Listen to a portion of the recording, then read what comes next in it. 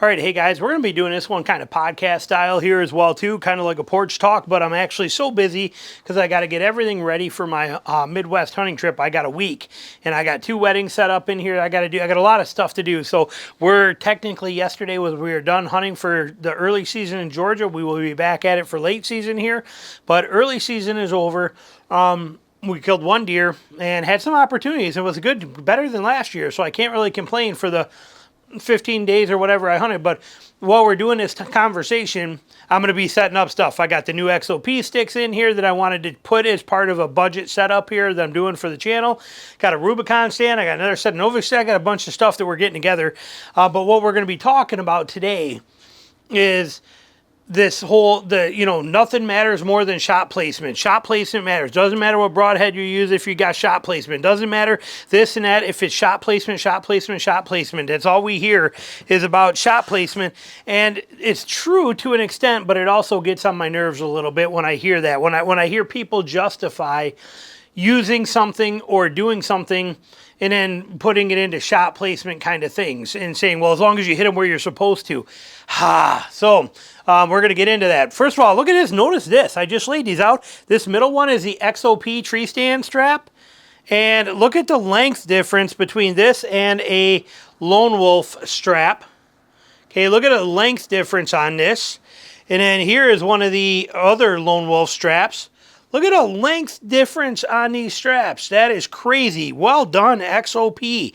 I mean, if we flip this back over to where we can see it here on the table, we are talking pretty massive differences. Look at the length of this strap. It goes all the way back, where this one goes to here. This one goes to here. Well done, XOP. Well done on that. Very nicely done. But anyway, I'm going to set stuff up and get things playing with. But so this whole concept of shot placement. So we have to look at this from a reality aspect. What do we know about deer? What is the one thing that we know about deer, and especially hogs? It's been proven time and time again. There is one very proven rule, especially on public land, and that is that all animals are moving. Okay, they're always moving. They're gonna move, whether they move at the sound of the shot or whatever the case is. Realistically, I would say 8 out of 10 shots at a deer or a hog, they are going to be moving before the arrow gets there. So how does shot placement matter? How does shot placement really matter that much if the deer is moving? What about the other variables, okay, that go along with that movement stuff? What if he didn't jump the string?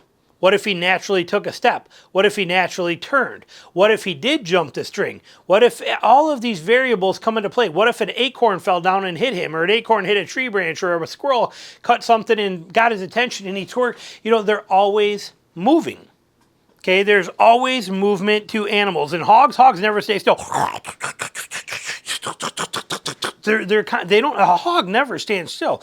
The only time a hog stands still ever is if he is alerted to something and trying to figure out what it is. Like that for a second.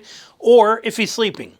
Okay, if a hog is standing on his feet, his face is eating food and he is moving every second. Acorn to acorn, to grub to grub, to root. They don't ever stand still. If animals never stand still, what good is saying that shot placement matters? If you can't hit the spot on that animal that you're supposed to because he's moving, where does shot placement come into a factor? So now I'm not saying that you don't have to be good, and I'm not saying that you don't got to try.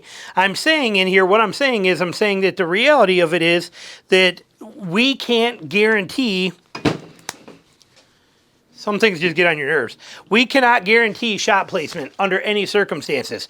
Even if we're the best shot in the world, we cannot guarantee shot placement under any circumstances. And if we can't guarantee shot placement, then we definitely cannot guarantee that we're going to hit where we're looking at. It just doesn't work that way. So when we put that stuff into consideration and we take that into consideration, that's a lot of variable.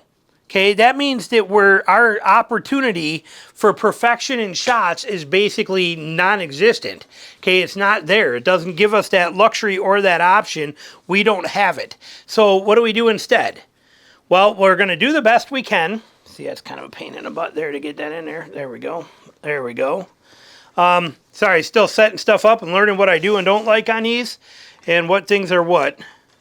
But so if we can't make that a reality and we can't do that, see, that's going to set pretty good. All right, cool. And then there it is. All right, I like it. So if we can't make that happen like that, sorry, I guess I'm going to get more distracted than I thought I would. So maybe I ought to just not do this stuff right now and just do this later on. I thought I could do two at once, but apparently I'm failing at it pretty miserably. So with the shot placement, though, the concern we have is that we don't get the luxury of picking where we're going to hit that animal. We can try as hard as we want to. We can do the absolute best we can, which is what we're supposed to do. But in the grand scheme of things and in the end of it, when reality breaks down, we have zero control over where that arrow is going to impact that animal, good, bad, or indifferent. We do not get the luxury of making that decision. We can't do it. So if that's the situation and we can't actually decide where we're going to hit that animal at, then what do? We build our equipment to handle the what ifs. Okay, so when somebody says, well, you can use a 40-pound bow, you can use a 38-pound bow, because all that matters as long as you hit them where you're supposed to.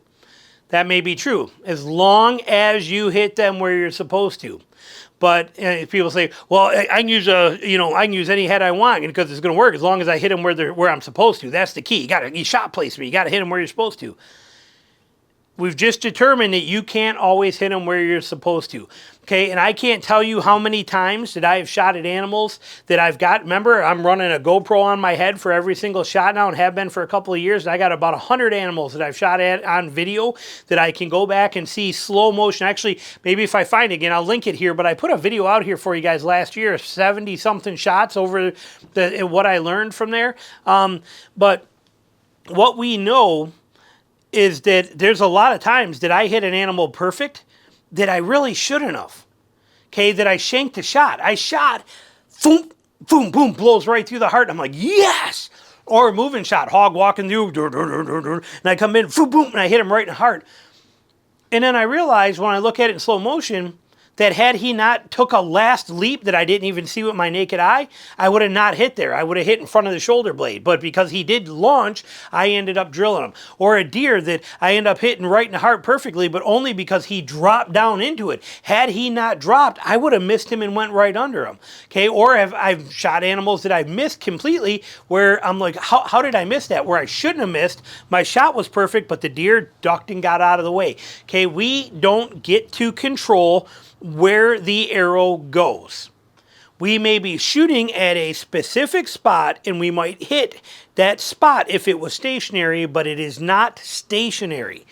So the old, doesn't matter what bow you shoot or what pound you shoot or what arrow you shoot or what broadhead you shoot, as long as you hit them where you're supposed to. You're not going to hit them where you're supposed to on 80% of the shots.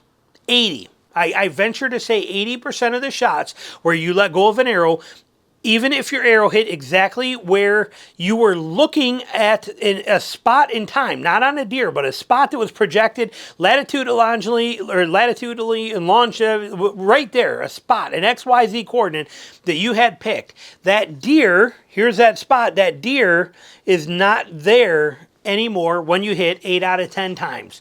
And until you understand that reality, you're missing out, okay? The age-old, shot placement is everything is 100% BS. What we can do is do the best we can and then use the equipment that's going to cover us for the mistakes, for the variables, the things that are going to go wrong, the problems that we are going to run into, how things are going to not work in your favor. That's what we want to get set up for. So how do we do that? How do we set up for those what-if scenarios? Or as like somebody like Ranch Fairy would call it, the plan B situation. How do we prepare for that? The plan B, the what-ifs. We shoot bow weight that's going to be able to get through and do the damage and do the stuff we need, even if you're going to hit bone. Now, That does not mean a shoulder blade. There is bones in there that you're just not going to get through on a consistent basis with any bow. I don't care what you're shooting. There will be times that it does not work. But we do the best we can. We shoot broadheads. I prefer big broadheads because big broadheads, even on a marginal hit, because the animal moved, will leave me more significant blood. 3-blade, two big wide 2 blades, doesn't matter what it is. Get something that is going to give you a bigger hole so you have more control over the variables. If you gut shoot an animal, I promise you, a gut shot animal shot with a 1.5 inch wide head or a 3-blade head is going to die much quicker than a gut shot animal shot with a little 7/8 or 1 inch wide broadhead. It just is what it is. So we do this stuff on purpose, but it's something that really it irks me when I hear people say shot placement is everything. Like it's something that you can make happen. You can't. I don't care how good you are. I don't care how much you practice. I don't care any of that stuff. You cannot control where the arrow hits the animal under any circumstances. You can control where you shot. And I promise you this, again, after seeing so much of this stuff happen on camera, over my head, live, right there, the speed at which an animal moves, your eyes cannot understand, okay? Especially in the heat of the moment with everything going on and all of the information overload that you're taking in and the sensory data and the overstimulation that's happening during a shot process, you cannot verify or understand what you actually seen happen unless you run a camera. It just isn't, you're not going to learn it. You won't know it. And it's shocking. It is mind-altering shocking when you see the reality of it. And I don't mean when you see it because there's a tree stand or a camera in your tree stand here or on a camera arm next to you, which is maybe fine and good. That'll show you some stuff too. But when you see it right over your head and you watch the entire thing happen, it is shocking. It is absolutely shocking. So, and I understand why people say it. You know, shot placement is everything. Learn to be a good shot. I understand. The reason they say it is because that's what we've always known. And we didn't have cameras that could do this stuff 10 years ago. And we didn't have this technology. We don't have this stuff to see this. And I get it. I understand it. But I'm telling you right now, today, your shot placement is not your choice. Where you hit that animal, you have zero control over. You have control over where you shot at the animal, not where you hit the animal. Okay, how do we get the best opportunity then? Keep our shots close. Less reaction time, less chances for them to get out of the way, more chances for success. We keep our shots close. When I say close, when I set up for 10, 12 yards, that kind of stuff. That's what I'm looking for. 20-yard maximum distance. That's max I shoot at. There's reasons for it, okay? I don't just pull that number out of my butt. It's a real number for a real good reason, and it's been that way for a lot of people for a long time. Understand the reality of it. But your idea, this misconception in your head that you get to control where that arrow goes, even if you're a 10, 12 ring shooter all day long, thump, thump, thump, with your little triggers and your compounds and your bang and your crossbows and your traditional bows and everything you shoot, you think somehow you get any control where that arrow hits that animal. You have been you don't understand, okay? You've been lied to. You're misinformed. You don't get it. You don't have the control on where the arrow hits the animal. The animal does. And there's no two ways about it. And like I said, maybe if you're standing there on a bull moose that can't move that fast and he doesn't get out of the way, that's different. Okay, but you go shooting at a white-tailed deer, you go shooting at a hog, you have zero control where the arrow hits.